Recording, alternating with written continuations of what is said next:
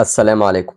النهارده جايب لك 5 مواقع هيسهّلوا عليك الشغل لو أنت front end. أول موقع معانا هو use animation، فيه animated icon تقدر تبُص عليها، يعني مثلًا عندنا الأشكال اللي قدّامك ديّة، الزرار بتاع الnotification، alert، menu، وتقدر تضغط عليها وتجرّبها، ولو عجبتك تقدر تعمل لها download، هتلاقي جنبها زرار download تقدر تنزّلها منه. تاني موقع معانا وهو icon 8. إحنا ساعات بنبقى عايزين ننزّل icon بتبقى ملوِّنة، يعني مثلًا شبه الكرة الأرضية، شبه علامة القلب، ما بنبقاش عارفين نجيبها منين.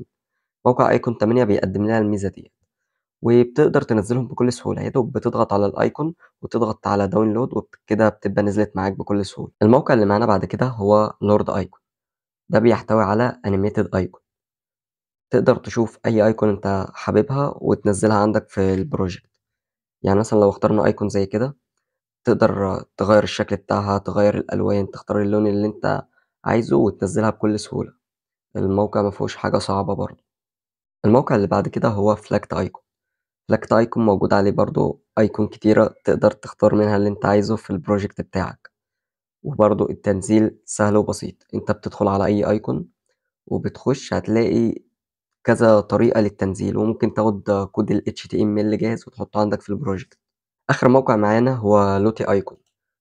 الموقع سهل وبسيط، تقدر تدخل عليه هتلاقي animation icon تقدر تشوفها، يعني مثلًا اختار على أي icon أنت حاببها، يعني لو اخترنا الcheck box هيجيب لنا كذا check box، تقدر تختار منها أي check box أنت عايزه، وتقدر تعمل له download من السهم اللي موجود جنب الicon. وبكده يكون الفيديو خلص، ولو الفيديو عجبك ما تنساش تعمل لايك وسبسكرايب عشان يوصل لك كل جديد.